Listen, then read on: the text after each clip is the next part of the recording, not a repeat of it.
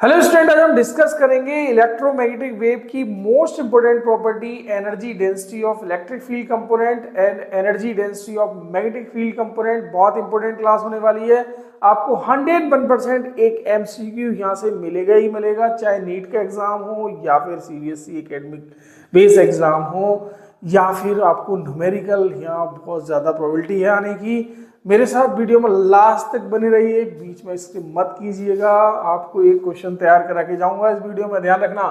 यहाँ पर क्वेश्चन जैसे कि हेडिंग में देख रहे हैं, एवरेज इलेक्ट्रिक एनर्जी डेंसिटी यानी UE and average magnetic energy density UV due to the static electric field and magnetic field. Static electric और मैग्नेटिक फील्ड में क्या रहने वाली होती है, तो देखिए जैसे कि आप जानते हैं कि energy density of electric field component होती है 1/2 epsilon not E square.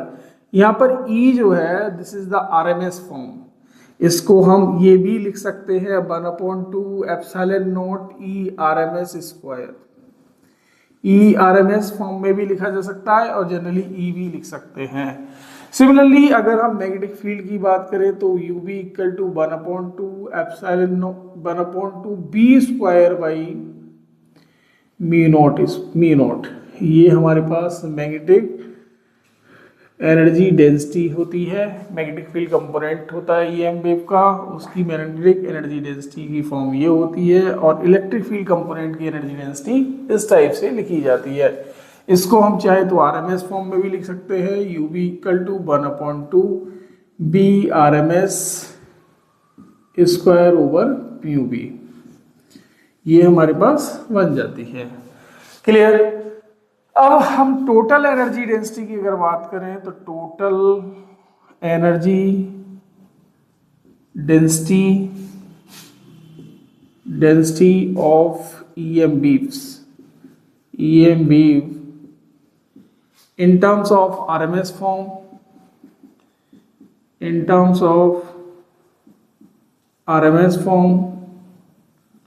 RMS form में जो आएगी बच्चों वो बनेगी हमारे पास U equal to U E plus U we.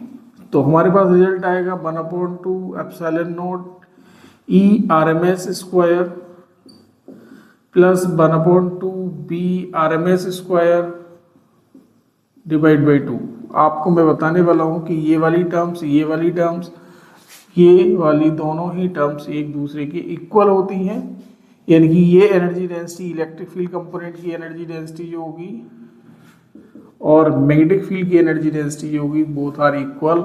इसको मैं प्रूव कराऊंगा वीडियो की लास्ट में, आप मेरे साथ जुड़े रहिए। अब अगर ये दोनों एक दूसरे इक्वल हैं तो हम इसको ऐसे भी लिख सकते हैं 1/2 epsilon not E RMS square plus 1/2 B square by mu not को हम लिख सकते हैं 1 epsilon not E RMS square या ई स्क्वायर, और ये आपके पास रिजल्ट आएगा एप्सिलॉन नॉट ई स्क्वायर। ये आपके पास total energy density in terms of electric field component आ गई। अगर हम इसको इस वाली टर्म्स को रिप्लेस ना करके इसके रिप्लेस करें तो हमें ये भी रिजल्ट मिल सकता है U equal to B square by mu naught. B naught भी हमें रिजल्ट मिल जाएगा। तो total energy density in terms of RMS form हमें मिल चुकी है। अगर हम आरएमएस फॉर्म की जगह पीक वैल्यू की फॉर्म में देखें तो हमें रिजल्ट कुछ ऐसे मिलेंगे in form of peak value.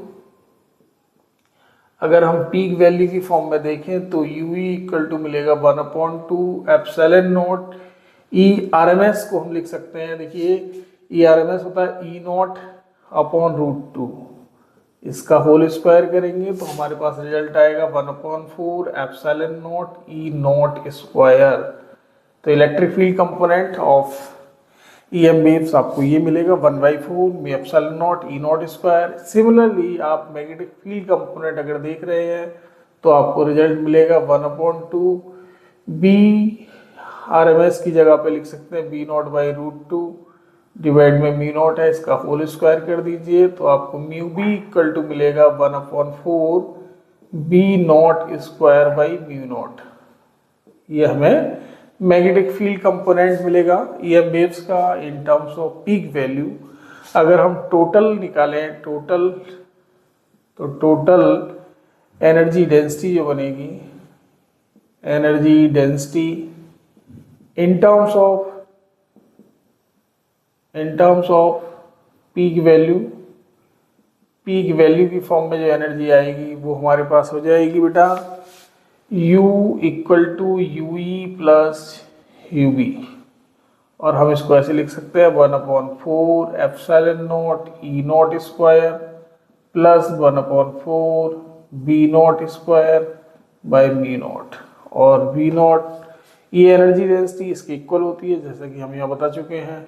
तो हमारे पास रिजल्ट आएगा 1/2 epsilon not E naught square, ये हमें रिजल्ट मिल जाएगा टोटल एनर्जी डेंसिटी का।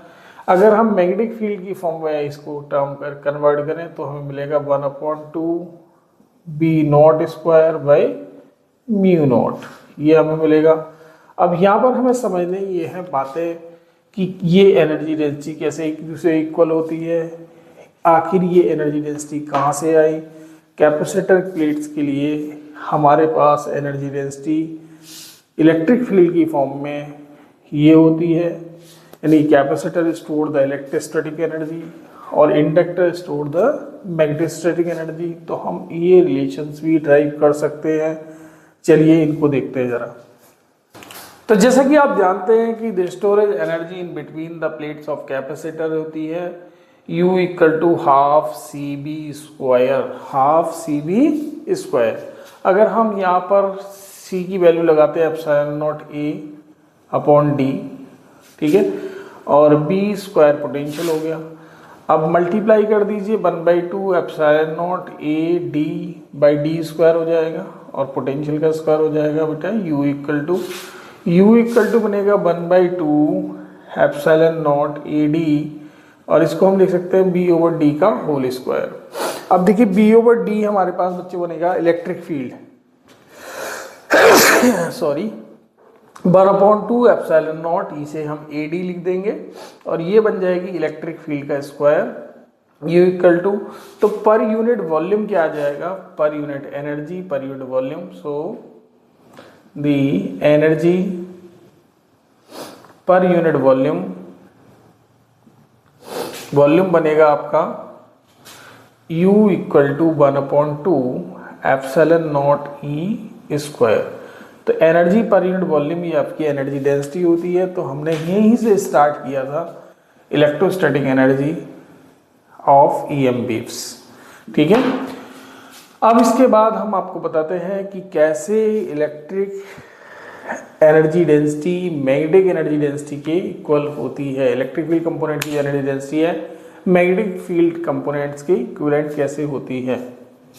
तो जैसे कि आपने देख लिया कि energy of electric field component, energy density of electric field component होती है 1/2 एप्सिलॉन नॉट ई स्क्वायर।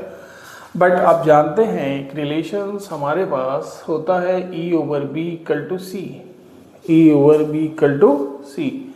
हम यहाँ से अगर C की वैल्यू लगाएं, अगर हम इसको E0 की फॉर्म में कन्वर्ट करें पीक वैल्यू, तो पीक वैल्यू से भी रिजल्ट निकाल सकते हैं। RMS फॉर्म में रखें तो ऐसे करके लिख देंगे, इस टाइप से भी रिजल्ट आ जाएगा। तो E/,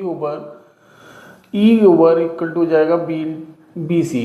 तो यहाँ पर हम ये लिख सकते हैं इसके प्लेस पर 1/2 एप्सिलॉन नॉट और B स्क्वायर C स्क्वायर। बच्चों C की जो वैल्यू होती है वो होती है 1/√μ नॉट एप्सिलॉन नॉट। अगर हम वैल्यू पुट कर दें C की C स्क्वायर की तो 1/, एप्सिलॉन नॉट B स्क्वायर, और इसको लिख सकते हैं म्यू नॉट और एप्सिलॉन नॉट। एप्सिलॉन से एप्सिलॉन कैंसिल हो जाएगा, 1/2 B square by mu not मिलेगा। और देखिए ये है हमारे पास UE इक्वल टू, और ये टर्म आपके पास UB मिल गई है। तो इस टाइप से हमने देखा कि average energy density of electric field component magnetic field component की एनर्जी डेंसिटी के भी बराबर हो पाता है। तो यहाँ पर ये सारे फैक्ट हमारे बहुत इंपॉर्टेंट थे। ऐसे ही बेहतरीन फैक्ट के लिए मेरे साथ जुड़े रहिए। Thank you everyone.